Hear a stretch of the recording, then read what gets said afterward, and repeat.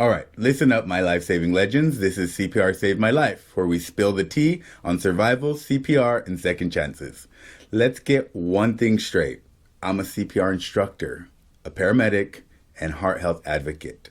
I am not a doctor. So if you need medical advice, call your doctor, not me.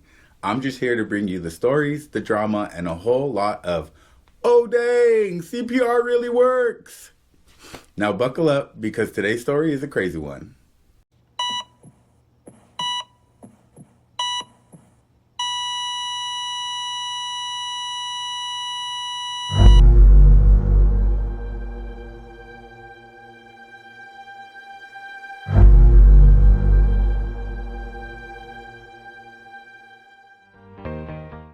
They put in the ICD, and then they waited a few days to let me go to make sure everything was chilling.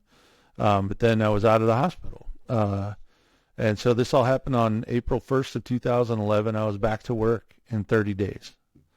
Wow, Rob. Oh my gosh. Well, I was going nuts. That's incredible. Manny. I was going crazy sitting around. I couldn't. Well, I know you. I know how you are. I couldn't. I couldn't sit. 30 days. Yeah. Wow. And not even on purpose. I wasn't like, oh, I got to get back as fast as I can. I waited but there was Manny. There was a time when, like, all the cards stopped, all the phone calls stopped, all the people stopped sending food. The visits stopped, and it was just me on the couch. Everybody, I was out of the news cycle, bro. Everybody was back at work doing their thing, and now I'm sitting on the couch thinking, man. How do I start life again? Not even that, man, but I'm like, so does anybody really care if I made it? Does it even really matter? Does it matter if I'm alive? Oh, whoa. Time out, man. No, this is the slippery slope. This is where this starts. I ain't doing that. And so I didn't Look at the darkness. Don't stare. Yo, dog. I didn't sit on my couch for a month after that.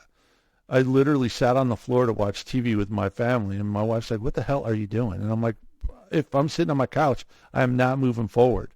I am not healing. I'm not getting out of this. But what I know is that I was starting on the slope to suicide is what I was doing.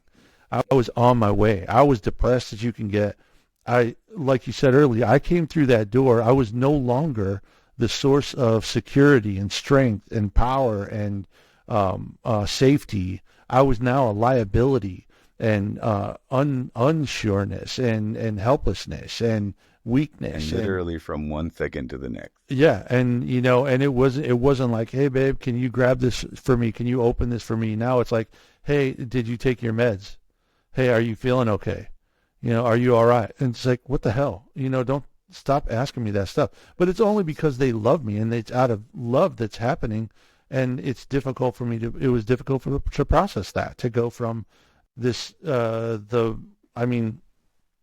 this day and age, it doesn't age well, but like the man of the house and the strength of the house to another reason for my wife to worry, another person for her to take care of. And my kids worried, and then I had flashes of rage, and I would get furious for nothing out of nowhere, and it's a symptom of post-traumatic stress, and it's all the things that are like, oh yeah, that's normal. I was like, yeah, man, but you're not here, okay? You didn't feel it, you didn't see it, you don't see it from my side where I have an out of body looking at myself like, what the hell are you saying?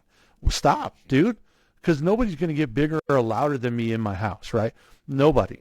And so stop, dude. What are you doing? And I couldn't stop myself. And that was really part of the impetus for me to get back to the VA, to get more counseling, to get outside counseling, to talk to my pastor more. And that's an ongoing battle, right? Because now you don't just wake up and you're better. No. It's a long road. It really is, and it's still going. So for the sake of time, I'll jump a little bit now. So now I'm trying to heal from this and all this stuff, and I'm back at work and trouble concentrating, trouble making things important. Right? Nothing seems important anymore. Because it's like, are you kidding me? I just died, man. What? This is paperwork, man. Whatever. Oh, go to work on time. Whatever, dude. But stuff like that, and it was really tough to get back and get going.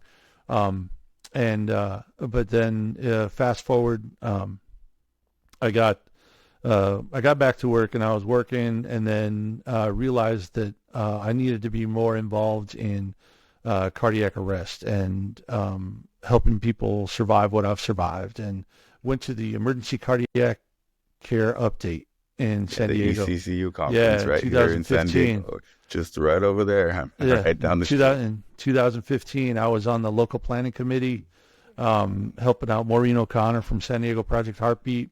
She was a committee chair, and I got a marching band put together and I was the marshal for a march that left the conference and went to downtown, went to the lawmaker's office, to the mayor's office, and city council's office, and had a big old rally right outside there, and it was really sick. It was fantastic. But I realized that it was so good. And there's a video on YouTube that you can see of that, and I can share that, or we could put in the link. We'll put that right over here. Okay.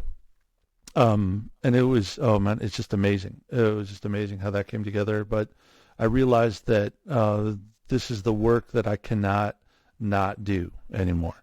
Like when I was looking for my purpose before, thinking it was going in the Navy, now I know what it is. And so I left the hotels and went and started selling defibrillators, AEDs. You just dove into it. Yeah, right. So if you think about that from a therapeutic standpoint, some people are like, what the hell are you doing? You're just going to jump and swim with the sharks? Man, what are you thinking? And what I was thinking was, in a lot of the combat PTSD, some of that treatment is like the overexposure to those memories or those feelings can lessen their impact on your body every day, or on your emotions or whatever, overexposure to it. And that's kind of where I was headed with it. And it worked out. And so I've been doing that now since. So it's worked out well for my family financially, which is great. But I've educated a lot of people on awareness around cardiac arrest and AEDs and CPR and that kind of training, and realizing that you don't have to have a card to save somebody's life, but that everybody should be CPR certified and know where an AED is, right? Yeah, and that's a big push. You talk about the ECCU.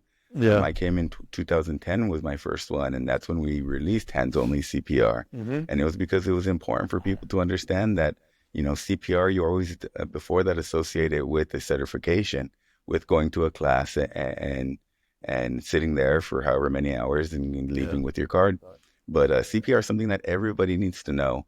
And hands-only CPR really does open up an opportunity to make it very easy to learn. It's also very super effective, and it's important we talk about it and that everybody learns it.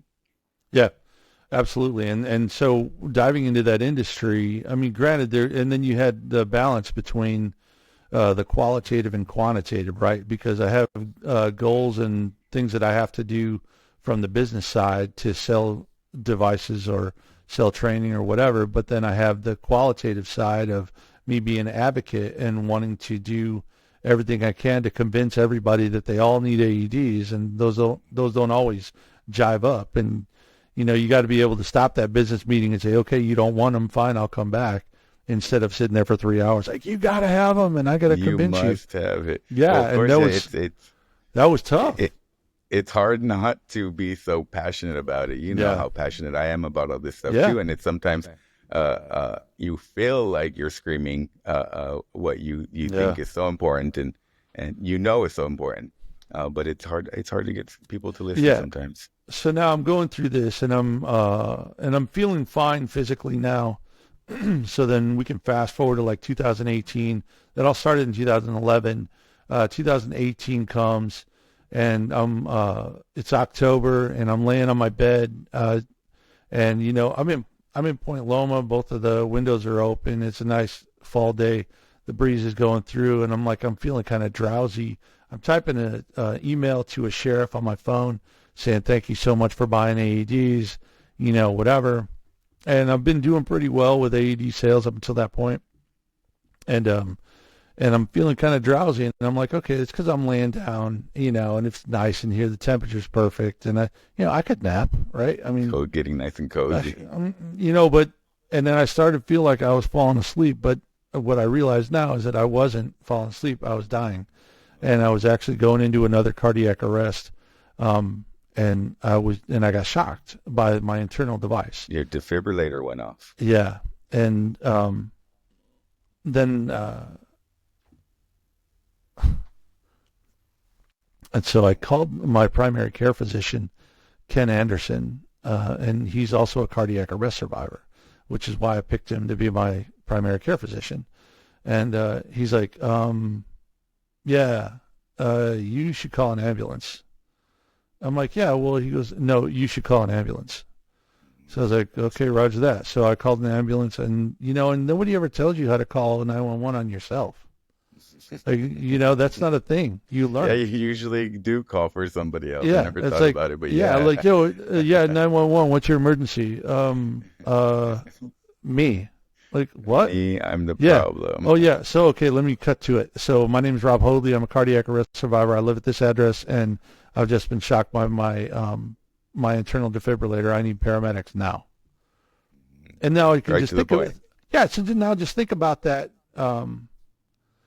Think about that dispatcher though now, right? So now she's going down her list of questions. And okay, are they breathing? Oh shit, yeah, of course you are. Are they conscious? Yeah, okay. Are they the dispatchers have a script almost. Yeah, they and they it's do. not working. They do, because they're human and they can freak out too, right? So they have and then she's like, yeah, okay, well they're on the way. I could feel it just go right to the bottom. I say, cut, they're on the way. I said, okay, could you stay on the line with me until they get here? Oh yeah, I can do that. I was like, okay, cool. So then they show up, and I said, okay, thank you very much. You've been helpful. And then I get into the ambulance. I actually walk into the ambulance, right? And I said, I need to call my wife, right? And so they're sirens to the hospital. And I call my wife. I said, babe, I need you. I just need to talk to you. I'm calling you. I want you to realize that I am calling you. I'm talking to you on the phone. Okay. With sirens in the background. My device just went off, but I'm on the way to the hospital. But I'm okay. I feel good. I'm in the care of paramedics. I'm good. I'm talking to you. I'm the one that dialed the phone to call you. So I'm nowhere near last time. Okay. Everybody chill. I'm nowhere near that right now. Yeah. So just trying to create comfort. Yeah. But dig it, brother. I roll right through the same ER doors I did 7 years ago. I'm in the same ER I was in 7 years ago. Like, I don't remember any of that shit. But I said, hey, by the way, when my wife gets here, I need you to have a psych consult standing by, because my wife is about to come through the same ER doors that she did 7 years ago when I died. You gotta be here to help her. And they were not. So I hope somebody from that field is listening, because we need to do a better job of that. Anyway, so they said, yeah, you got shocked, and you actually got shocked at 4:00 in the morning too. So you actually got shocked twice that day. So you didn't even know that you had gotten shocked. No, I would have died in my sleep, and yeah. that would have sucked, right? Yeah. So that was twice. So now that's 7, right, total, because of 5 the first day, and now 2 more is 7. And then and then they changed up my meds a bit. They attempted an ablation, and an ablation. They're trying to figure out what how they to were trying to fix it. figure out. Yeah, so it's still idiopathic. They still don't know why. What they know is that PVC, so premature ventricular contractions, are lining up in front of my heartbeat, and don't know why. Funky little beats, we call them. Yeah, funky little beats. And then, so then I'm fine for a while. They're like, yeah, come back if it happens again. I'm like, wow. what? It's just like, What? okay, Like, see you soon. they're like, via con Dios. I'm like, what in the hell, man? And now I'm like, okay, it happened initially, and that was a thing, but now it could just happen again? Like whenever? Like with no symptoms, with like nothing leading up to it? I'm freaking laying on my bed, dude. I'm not running up a hill. What the hell? In your sleep. Jesus. Okay, so now I'm tripping out. Like, so it could happen now? Or now? Oh, wait, now? How scary, like right now? man. Yeah. Any day, anytime. Oh, Jesus. Okay. And so now you got to, now the first time I healed from this mentally and emotionally, I did it a certain way, and like, counted, look at every beautiful flower and look at every beautiful thing, count all your blessings, and so you know what really matters, la, la, la. And now I'm doing that every day still. But then now you have to add on the insecurity and the helplessness of understanding it could just happen again whenever. It's like, son of a father, what, are you serious? Okay, all right, underway. Here I go. So now that's 2018, and I'm like chilling, and I have nothing happens for years. And then February of 21, I'm sitting on the couch ready to take my aunt to the airport. I try to sit up, and I'm like, oh no, and then bang, I get shocked again. And I'm like, son of a man. Is it that same feeling every time that you were describing earlier? No, it's different. Oh wow. Each one has been different. Okay, and so the one when I was asleep, I don't know if that was dramatic or not because I was asleep and it didn't wake me up, which is odd to me. But then the one where I fell asleep and woke back up, it was just like I fell asleep, dozed off, and like woke back up. But I felt really weird, like there was like all the cardiac enzymes were released, and the cortisol and adrenaline were shot through my body, like the fight or flight hormones. Now. And now I'm like, oh, this is super weird. I need to call an ambulance, right? But then this time, I don't know. It kind of felt like, I don't know. It felt really weird. It's like I was leaning back and just shaking my hands, and then I was fine. It's like, I'm going, I'm here. And then, I'm going, I'm here. And I'm like, what was that? Wow. That was weird. And I stood up and I had my hands on my dresser, and I'm like, am I okay? And I'm like doing this internal processing check, and I'm like, I don't know, man. I don't think I'm okay. Call my doc again. I'm like, hey, Ken, here's the thing. I don't know. He goes, Rob, I was standing there when you told your wife if this ever happens again, you call a damn ambulance. So do I have to call an ambulance for you? I'm like, no, 911, blah, blah, blah. I need paramedics. That's what I should have done. But instead I said, hey, Gina, you're going to miss your plane. Can you take me to the hospital? So I had my aunt take me to the hospital, and she's trying to stay calm, right? Because she didn't know what to do. And I'm like, I'm cool. I'm good. If I start to freak out, then freak out, right? But otherwise, I'm good right now. So we get to the hospital, and at first they have a trainee check my device, interrogate my device, and look, and he's like, no, you didn't get shocked. I'm like, what? And now I feel like an idiot. Like now I'm crying wolf, and I got my wife freaked out, I got my doc freaked out, I got my aunt freaked out, and then they check it again, like, oh no, yeah, you definitely got shocked. And then check this out, Manny, because you've been in the ER. Check this out. So the doc is in there, right? And so now they're checking my device again because they said, no, you did get shocked. So now my device is on, and he's looking at my heart rate, has his hand on my wrist, checking my pulse, right? He's looking at the monitor, asking me questions about how I feel, blah, blah, blah. And my heart rate goes like just stupid, like 280. And then he sees it on the monitor. Yeah, and I go tachycardic, and my device catches it and paces it down, right? My internal device, because it's a pacemaker and defibrillator. So if it starts to go up, it'll try to pace it down, right? So he was watching the thing, and he's like, his eyes get all big. He's like, oh my God, did you feel that? I was like, yeah, I felt that, dude. Were you kidding me? Mm-hmm. He goes, yeah, I'll be right back. So he's just an ER doc, right? Mm-hmm. So now he goes to get the EP, right, the electrophysiologist, and you can tell them when they come in, right, because they're in brand new Crocs and brand new scrubs. They don't get too dirty, and they like all swish in, like, hey man, something happened, but we got you here. You're on telemetry. We're monitoring you. Everything's going to be fine. We're going to take good care of you. We're going to admit you. We're going to admit you to look at you a little bit. But you're going to be fine. I'll be back, and I'll see you in a little bit. I'm like, wow, that's like super calming, but I'm scared at the same time, And now I'm waiting for my wife to show up, and I'm waiting for everything to happen. And so in the meanwhile, I call up to Kings County Sheriff's Office, and I sell 2 AEDs, right? Because what are you going to do? If you can't just be sitting there doing nothing. So they admit me, and they're like, yeah, it happened again. Your device works. How Have a good one. See ya. Oh gosh. We observed you for a couple of days, so you're good to go, brother. Oh god. Nothing's happened How over. nerve-wracking. And Oh I'm my like, gosh. what the? So then they changed my meds a little bit again, right, to try and guard against the PVCs from happening. Because with another antiarrhythmic choice, then maybe they can target those PVCs so that it doesn't make that happen. Okay.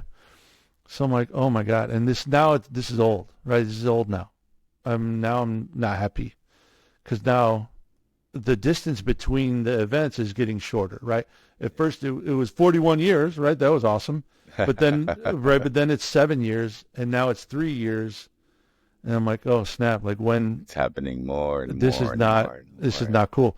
So now in November of that same year of 2021, I'm on the freeway going north. And if there's any law enforcement listening, I was going 65 miles an hour on the I-5 north. Well, that's right. 65 that's never right. over. Yeah, We I follow mean, the rules some and people laws. looking at me while I was driving might say I was going 80 in the fast lane. It's all Maybe. perspective, Yeah, Rob. It's all 100%. perspective. 100%. So just for the story, to make it nicer, let's just say I was going 80. And so I'm driving down the road, and I lost consciousness. Gosh, while you were driving? Yeah. And so, well, for how long, Rob? I don't know. Many. But I woke up in the emergency lane at speed. Still going the same speed. Yeah, 65. And I just checked my mirror, hit my blinker, merged back into traffic, got off the freeway, and had somebody come take me to the hospital. And I was so freaked out because I wasn't scared at all. And I'm like, why the hell wasn't I scared? Now I'm freaking out because I wasn't scared. Routine for you. I'm like, what the It's hell? all become routine. So I get another ablation. My ablation was delayed because of Veterans Day, which is ironic to me because I'm the veteran and they got the day off and I laid in a damn bed. But whatever. Anyway, but that wasn't a cardiac arrest. Those are self-terminating VF events that my device helped catch. Unfortunately, I was driving at the time, right? But now I'm scared. I'm scared to drive. Now I'm scared of everything. But now I still have no control over my heart and what's happening. And like the most important organ in my body is just doing whatever the hell it wants on its own schedule. It's flipping out, and everyone's like, hey, you're going to be fine. You're fine. Via confused. Come back if it happens again. I'm okay. So I keep coming back, dog. So now, so let's see. So 5, 6, 7, 8. We're at 8 now. 8 times. 8 cardiac arrests. And I think earlier, we didn't talk about survival rate. Outside the hospital, survival rate of cardiac arrest in the United States is still hovering around 10% for one. Now I'm at 8. Okay. So You're let's like just a cat. sit in that for a moment. Okay. So now I'm kind of like a cat. I'm on the 9th life, right? As it were. So now, so that's November, right? And now in December, we go down to Mexico for family holiday. I had closed a really big deal with the sheriff's department. I sold a bunch of AEDs. We had a bunch of dough. Went on a big family vacation. People came from Utah, Chicago, a bunch. I didn't pay for everybody, man. Don't get crazy. But I was going to say, no, when do I man, get to go no, on one of those not trips, that big, Rob? dog. Invite No, me. it was just a family reunion thing in Mexico, and we all like to go deep sea fishing. So we went to this place called Los Barriles in down by Cabo. It's an hour and a half north of Cabo. Dirt roads, ATVs, fishing village, just bitching, man. So cool. Los Barriles is what's called, the barrels. And Los Pescadores is the name of the hotel. The proprietor, their name is Patty. She's an expat, and she's fantastic. And if you ever want to book a fishing charter, go to the fishermen, the Los Pescadores. Shut up. Yeah, right. Shout out to that. So we're there, and Christmas Eve. It's Christmas Eve now. Everybody's going to go home because everybody wants to come back to their family with their family and stuff for Christmas Day. And so Christmas Eve, some people had left the day before. You're going to ruin Christmas, Rob? No, what, dude? Don't go to the end of the book, Manny. Chill. So we're sitting there. It's Christmas Eve. We're leaving that day, and I sneak a ATV out because I want to go see the sun rise over the water because I'm a nerd like that. We always see the sun set over the water here in San Diego, right? Yeah. But rising over the water in the east. over the Gulf of Mexico. I'd never seen that. And I get down there, man, and I'm like, I parked this ATV like 4 feet from where the water comes onto the beach. And it's dark, right? Because it's before sunup and nobody's there. And I'm just leaning back and my arms are crossed and I'm thinking, man, this has been an amazing vacation. This has been so great. I mean, the air smells good. It tastes good. Man, everything, bam! Like, oh, shit. My device shocks me. How far are you from everyone? I appreciate that you have these questions. That means I have you engaged. Yeah, so I'm on the beach and there's nobody for miles because it's like 5 o'clock in the morning, 10 to 5. 911's not a thing. Cell phone service with my wife has been spotty since we've been down there, but I literally was just shocked out of a ventricular fibrillation, a cardiac arrest rhythm. Like the worst scenario. I'm beyond scared. So my choices at that time are to start this ATV and ride it a mile back to the hotel, or just like, I guess, just lay down in the sand and die or whatever. Okay. So I ride it back to the hotel. I get right in front of the hotel where I'm going to go park the ATV and bam, second shock. And this one was like an explosion. This one was like my feet like shot out behind me and then came back like in a cartoon. And I'm like, now I'm tripping, really tripping. I get off the ATV and get on my knees. I say a little prayer, and then I use my phone because my new AICD made by Abbott, the Gallant DR, has an app, and I send a message to my electrophysiologist in the United States saying, hey, hello, I need help. Well, my electrophysiologist was in Sweden on vacation because it's Christmas, duh. Yeah. And so she gets the message, and by the time she gets it back, she gets the message and gets message back to her stand-in at UCSD in La Jolla to say, hey, you got to contact this patient. His device went off. By the time that happens, it's about 8 hours from that point, and I have been shocked 15 times. Oh my God! Over How 8 much hours. does that bring the total up to now? The 23. And I'm gonna tell you, it hurts, man. I was gonna say, what did that feel I like? was conscious for all 15 of those, which is something that it was a blessing and a curse, right? Because in a cardiac arrest, it means that your brain is not getting adequate oxygenated blood, so your brain shuts everything down. It says, we're not getting enough, so shut it all down. And so it can save the vital organs. That's the fail-safe. And typically people lose consciousness. They collapse. But I didn't. My device was catching it so quickly every time it happened that I was stayed conscious. And so on the way to the hospital, this hour-and-a-half ride to Cabo in this Sprinter van that's just painted like an ambulance, but it's really just a cargo van. And these cats they have a jacket on that says paramedic, but brother was not a paramedic. I know that, okay? And so he was scared to death, and all he could really do was count how many times I was getting shocked. Like we're going down the street, he's like, bam, descarga. And I'm like, yeah, thanks, man. Appreciate you. And I mean, shock in Spanish. Oh, thank you so much.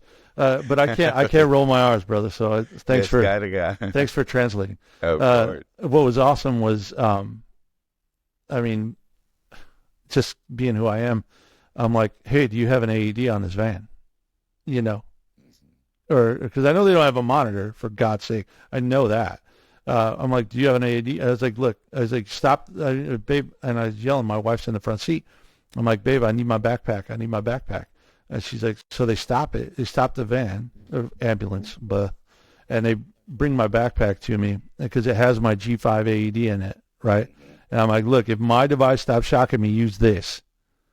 Right, and the G5 is bilingual, so I'm like, if You here, just have an AED in your backpack. I do. I travel with it all the time, You're bro. the AED man. Yeah. Right, and so I told him if my device stops shocking me, to use my AED, the G5 I had. It's bilingual, and I know it'll shock. And so we're freaking out and scared, and I just keep getting shocked all the way. And we get to this place. And I'm laying on my back, so I can't really see where we are, but I'm told it looks like a strip mall that they say is a hospital. And they put me in this room that has like no equipment in it, but has a hospital bed and one window. And I'm still getting shocked, just like whenever. So I'm in what's called an electrical storm, right? A cardiac electrical storm where your heart is just continuously going back into VF and VF and VF. And so we need that to stop. And so eventually, Dr. Patel from UCSD La Jolla calls me, and I obviously did not answer. And she called my wife and said, hey, so Mrs. Hoadley, we have because she's my emergency contact, hey, we have a note here that says Rob's device went off. Is everything okay? No. No, it is not. Would you like to talk to the doctor? There's a critical care doctor right here. She's like, oh, yeah, let me talk to him. So now Dr. Patel is from straight up India, right? Mm-hmm. And so her accent is Indian for real. And then she's going to talk to this critical care doc who speaks broken English, and he is for real from Mexico. And so his accent and her accent together made it difficult to communicate, but they were able to come out to understand I needed a combination of amiodarone and lidocaine to help calm my heart down. And so they're working together. Yeah, so they were able to figure it out together to give me the right dose of lidocaine to add to the amiodarone and metoprolol that I had on already and get that done. And they stopped it. And at 2:41 on Christmas Eve, I had my last shock, the last shock of that event. But now I'm laying there thinking about when it's going to happen again, right? And it's there's a COVID uptick, so they're not letting my wife back to see me. Oh gosh. There is no cafeteria in the hospital. Mm-hmm. So I'm not getting food. So I didn't eat. Every time I ask for water, I'm getting another bottle of water that's like a different brand. Yeah. So I didn't eat and I didn't sleep because then I was scared. I was scared that they were going to put something in my IV because they came to me and they said, Mr. Hoadley, what we're going to have to do is because you got shocked so many times. Oh, by the way, I'm using Google Translate to do all this, right? Mm-hmm. So I'm with it enough to use my phone to translate all this stuff. And they said, we're going to have to do an emergency ablation and maybe an emergency pacemaker replacement because you got shocked so much because your battery might be low. And I'm like, and this is the Mexican doc? Yeah. Yeah. In a strip mall. Oh my gosh. I'm like, yo, not here? No, brother. Okay. Here's what we need to focus on. I need to get out of here. Okay, that's what we need to focus on. It's Christmas Eve, right? Christmas Eve. And now my wife and my father-in-law finally, everybody else goes home to the United States, but my wife and father-in-law are here. And then my wife and father-in-law get a hotel, and they get some food, and now it's Christmas Saturday. It's Saturday, Christmas Day in Mexico, and I'm on an island. I feel like nobody is there for me. I'm by myself. I'm scared to death, and undeterred, my wife is able to, on Christmas Saturday in Mexico, gets into the U.S. consulate in Cabo, gets our immigration paperwork updated because we were supposed to leave the day before. So we're a day late. We're a day expired. Gets that updated. Gets me a ICU bed secured in La Jolla, and secures a plane to take me out of Mexico the next morning at 8 a.m. on Christmas Saturday. Dude, Manny, listen to me. What time is it? It is what? It is 2:46 in the afternoon on a Tuesday in San Diego. I could not right now go to the DMV and so much as get a driver's license right now. Are you kidding me? In my own country. And she pulls off this magical string of events, and I don't know how she does it. I get to the U.S. and we land at Brownfield in southern San Diego, and you have to go all the way to La Jolla, so it's like 45 minutes. I was in the hospital over New Year's. I missed my daughter marching in the New Year's Day parade because she was in the Rose Bowl parade because the University of Utah was in the Rose Bowl. And I got to do the Rose Bowl parade. Yeah. Dude. Well, I had to watch it. I had to watch it from my hospital room. But they gave me a choice. They said, you can leave. You can go off telemetry and go off your amiodarone and just go and take the amiodarone. And then when we're ready to do an ablation, you can come back. And I'm like, wait. Leave and come back? Yeah. I'm like, wait, okay. So what would I tell a friend? What advice would I give Manny if Manny was in that spot and I was like, you just had 15 cardiac arrests in 8 hours and they don't know why. And your PTSD was so bad you could not get into the cardiac MRI machine. And so they don't really know why. You're stable now and you're on constant telemetry and you're on the cardiac critical care floor, the ICU, and you have doctors everywhere. And the lady that has put the device in your chest and taken it out and replaced it twice is in that hospital. You want to leave and go see a game? You want to leave and go see a parade? Are you kidding me? Do you know how long it would take EMS to get to you if something happened during that parade? Impossible. During that game? Shut your face. So I was like, no, so I stayed. And my daughter understood. Everyone understood. And it was the right move. But I got an ablation done. They said they were 85% confident that they got it. I'm like, yo, dog, that's a B plus, right? I mean, I'm all right with that. The last ablation I got, they didn't give me any numbers at all. It was like, we just did it. I think it's good. I think it might work. Wait, you thinking it might? Oh my God. So, but now they gave me 85%, and I'm like, hell yeah, I'll take that. Now since then, haven't really had much from a cardiac standpoint. Now from mental health and emotional health standpoint, it's been not good. It's been difficult for me to concentrate. It's difficult to I've been fired from a job, and it's like it's hard. It's hard for me to keep a routine. It's hard for me to look forward to anything that is joyful. I've isolated. I've used alcohol. I'm trying to, not anymore for a long time, but it got to those places where I'm trying to replace joy or to damp down the feelings of, this could happen at any second. And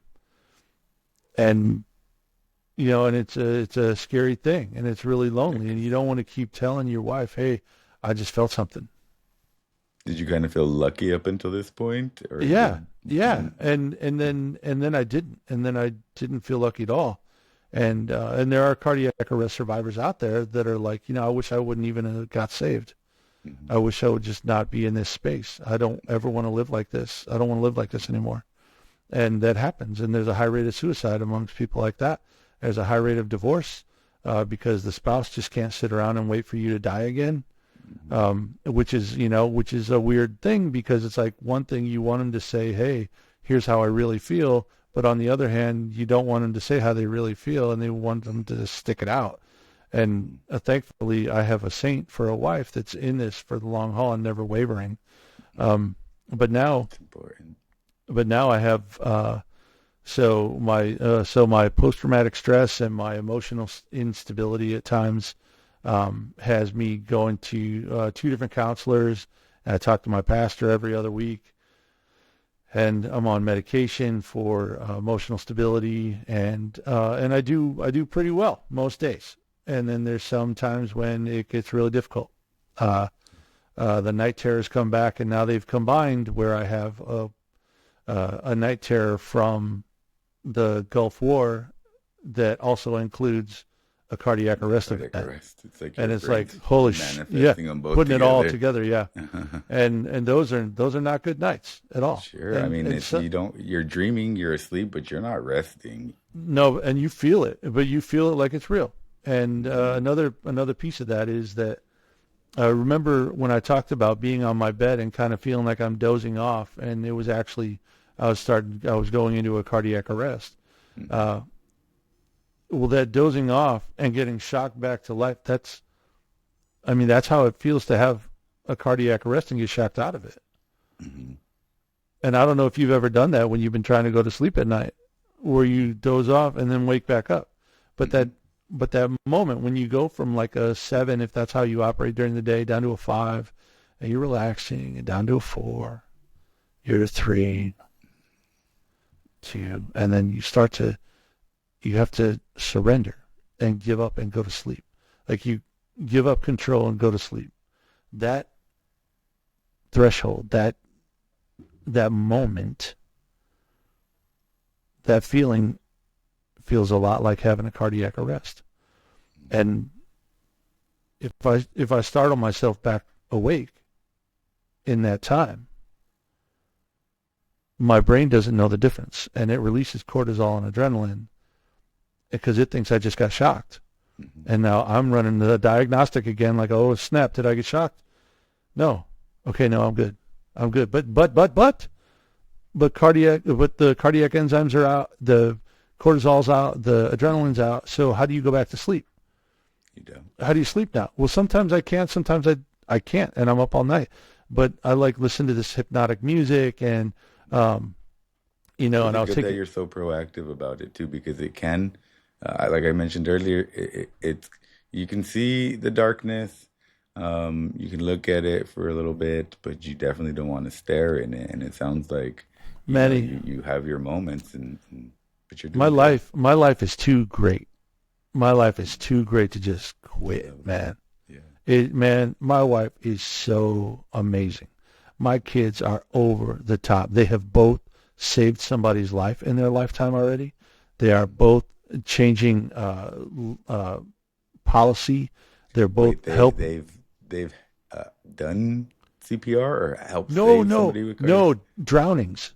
drowning. And then one suicide attempt. My oldest daughter. Lifesavers too. Yeah, 100%, 100%. They're changing the world, and I want to see it. I want to see it. I want to be here for it. Look, the 50th person that I know of to be saved by an AED that I helped place just happened on November 17th. Oh, I love that. Okay, at a San Diego YMCA.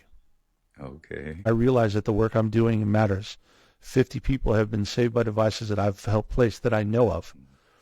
And I am not going to quit. I am not going to just give in and be like, oh, man, this could happen anytime. This sucks. Let me sit in my closet and eat Oreos and say, bump it. I'm just going to do nothing. I can't do that. Why? Brother, I can't. I got so many whys, dude. I got so many whys.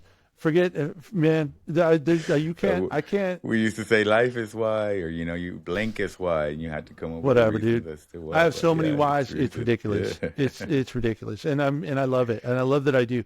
So I'm not going down that quit route. I can't. And every time somebody calls me, I'll get a call from a survivor saying, "Hey, man, Rob, I'm having a hard time." And just the fact that they called me and I was alive and able to help them is enough for me for the day, for the week, to keep going.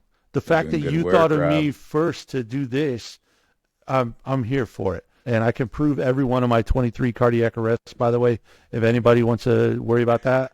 I have documentation for all of them. But since then, like I said, I've been doing a lot more. I've been doing some public speaking.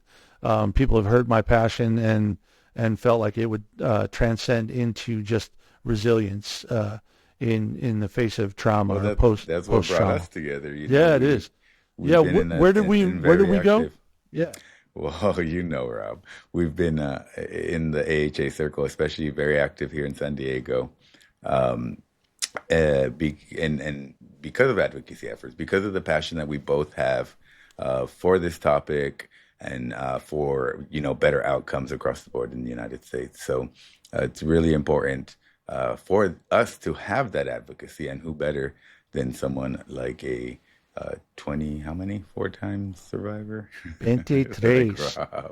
But you mentioned it just a second ago. We did have a chance to go to Washington, D.C. Last year in May, and we spent the day meeting with Congress and different of their staff members to try to convince them to pass what we call the HEARTS Act to help with, funding for schools, specifically to develop emergency response plans and provide CPR training and, make some type of sustainable training system, AEDs and whatnot for schools across the United States, especially those that are desperately needing it, because we still don't have everyone trained in CPR and we still don't have AEDs everywhere. So the HEARTS Act is one of the pieces of legislation that I'm happy to say, after our wonderful efforts in Washington, D.C., was passed before the end of the last administration.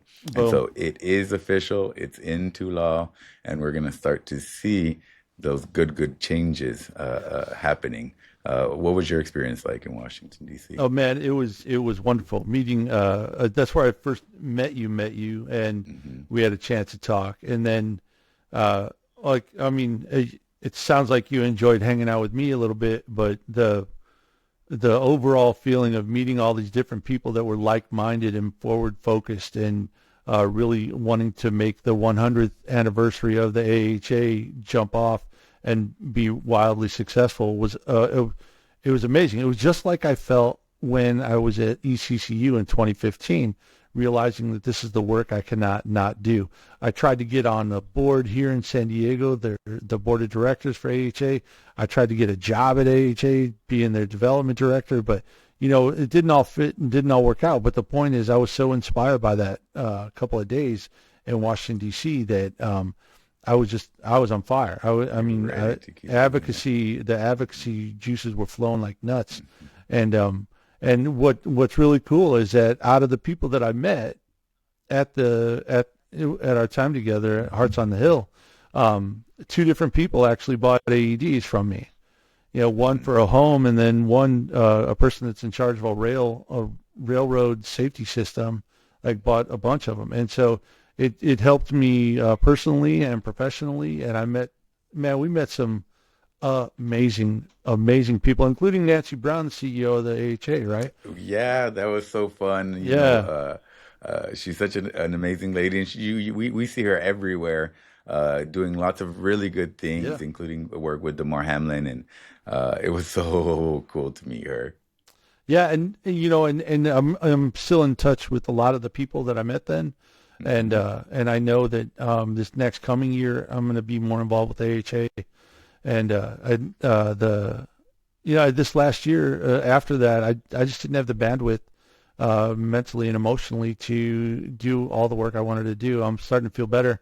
I mentioned earlier I was isolating a bit from a mental health standpoint, and now my wife and my counselors are helping me get out of that, and I'm singing in church again. I auditioned for another play. Yeah, Rob, you say sing like it's not a big deal, but I was actually talking about you earlier and your singing ability. Yeah, Rob's a singer. That's a fact. Not shocked, but Rob's a man of many abilities, and then he busts out the Star Spangled Banner you did at the last. That's right. Yeah. Remember? Yeah. Remember I do. I got my award. Your award. Yeah, dude. I love that. Yeah, that was fantastic. I'm just saying. No, so then what I've realized now is that one of my reasons for still being on the earth is to spread a message of resilience post-trauma, right? Like, understand that how do you make lemonade now? How do you find joy? In conditions like mine where you don't know when it could happen again, how do you plan forward or plan for a vacation? Like, we're going to go to Paris next year. Well, aren't you bragging that you think you're going to be here next year, bro? And then you have like people that they take out a 30-year mortgage in a house. They take out a 5-year car note. They're like, when I retire, I'm going to travel with my kids. Like, I'm just saying, if that doesn't if you want to go now. Yeah, do it now. Make it happen now. Don't just wait for it to come to you, because there is no guarantee for tomorrow. And it used to be that I'd be like, whatever, that's a bumper sticker, or like, do what you love and you never work a day in your life, right?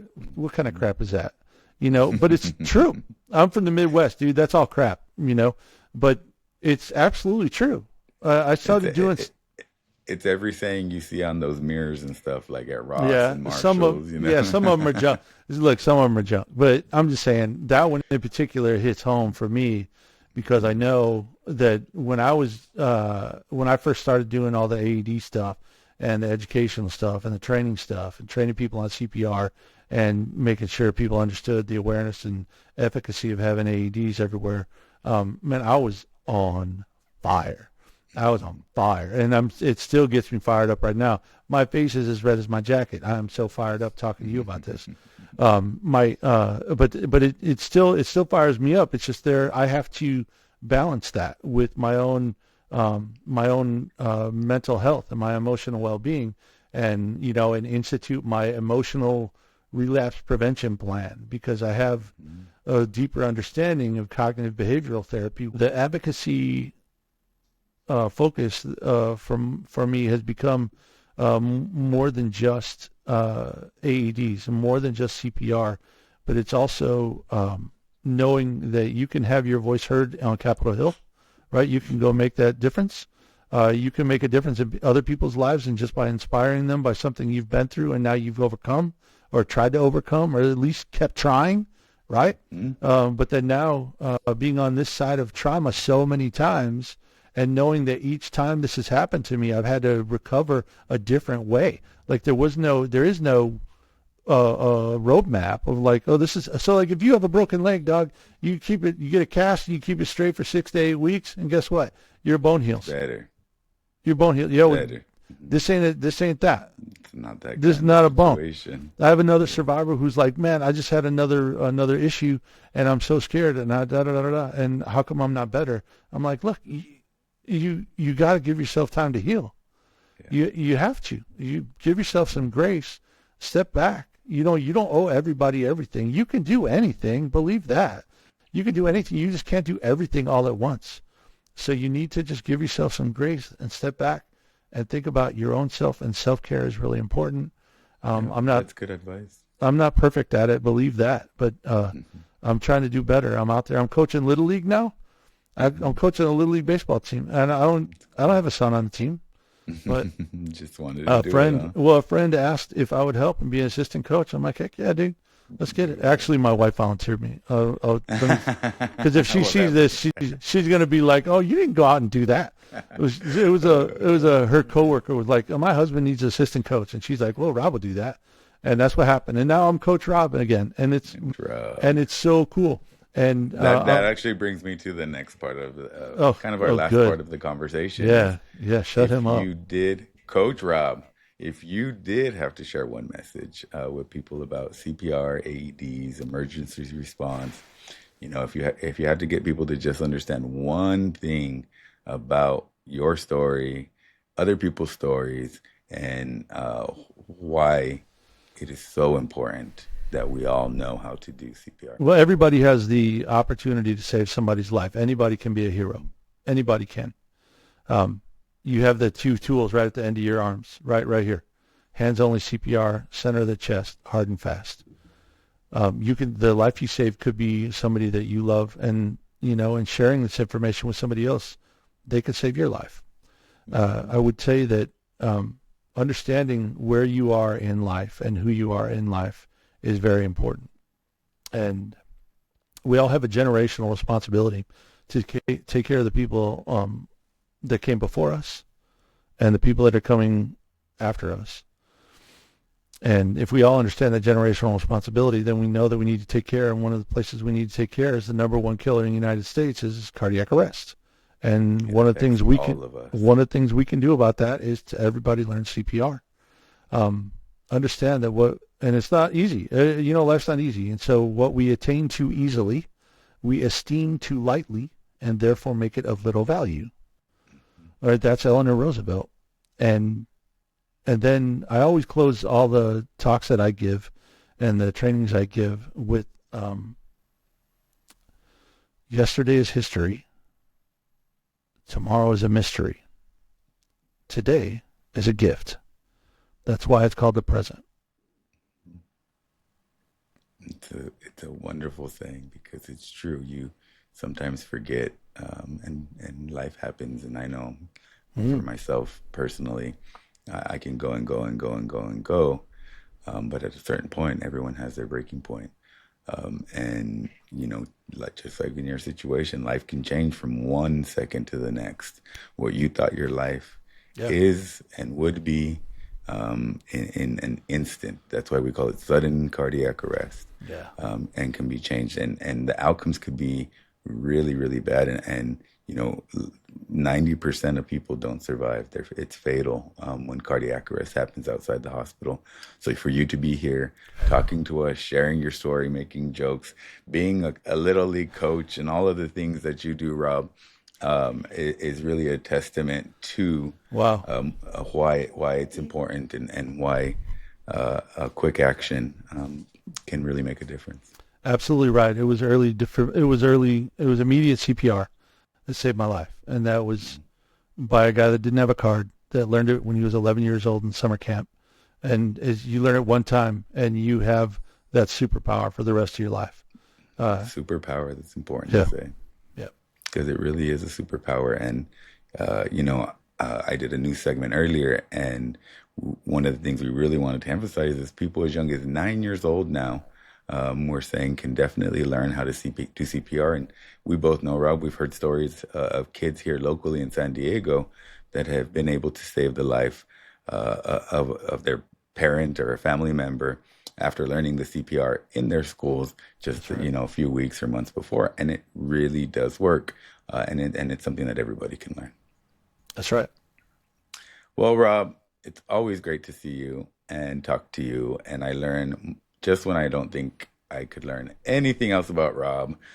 He surprises me with so much more. And I've heard your story. We've talked about your story, and Yeah. I'm really excited that we got to really go into a lot more detail because, there's a way to tell the story in a quick, condensed format, Yeah. like you would in casual conversation in the basement of the Capitol at the cafeteria, uh, with really Which, good food. I love yeah, cafeteria food. right. It was That so was good. some good food. And what's Uh, hilarious is they have a Dunkin' Donuts down there, and so that whole yeah. that slogan, like "America runs on Dunkin'," is like so true. It's so true. You see all the staffers. I mean, Crazy. the diversity in that room was Was really that nuts? amazing. Oh my gosh. Yeah. It really was. But, I always learn something new about you. And I'm sure I'm not done unwrapping, No. the Rob wrapper. And I love all the advocacy efforts, that you do. If people do want to connect with you or learn more about your advocacy work, or some advice on, what they can do in their communities, where can we find you, Rob? Yeah. Well, so my personal email, I'll give it to you, is robhoadley@live.com, or you can email me on my website at robhoadleyspeaks.com, and and just reach out, and I'll reach back out to you. There's no question that's too small, and there's no project that's too big for me to try and help with. Um, I don't know everything, but I know a lot of stuff in this space, especially if you're a survivor or a loved one that's trying to navigate the post-cardiac arrest survival. Well, congratulations on that, but it comes with its own hills and valleys. So I'm happy to take that call anytime, day or night, because I know how important it was for me to talk to folks. It is So, important for people to have that community, yeah, especially if they are in recovery from cardiac arrest, because and there's so and many Manny, questions. yeah, I can't thank you enough for this forum and just to be able to say this stuff out loud. I try and reach as many people as I can, but being the superstar you are, this is going to get out to a lot more people. And I really hope That's what that I'm I hopeful hope for. this brings something to you and to whomever tunes into your podcast. And I look forward to talking to you about this kind of stuff some more. There's more to know about me, and so if you No, brought me back, we is might that we a might teaser? I don't know. We might talk about No, we definitely some want other to. things you might want to know. Oh, I'm not done with you yet, Rob. You just wait. Standing by. But again, thank you for being here with us today, Rob. I really appreciate you. I love your passion and your story, and thoughts and prayers and kisses and hugs to your family, and anything you do in the Right on. future. Thank you. And to our listeners and viewers, if you haven't already, take the time to learn CPR. It really could be the difference between life and death for someone that you love. And so be sure to like, subscribe, and share this episode to help spread awareness. Until next time, CPR saves lives.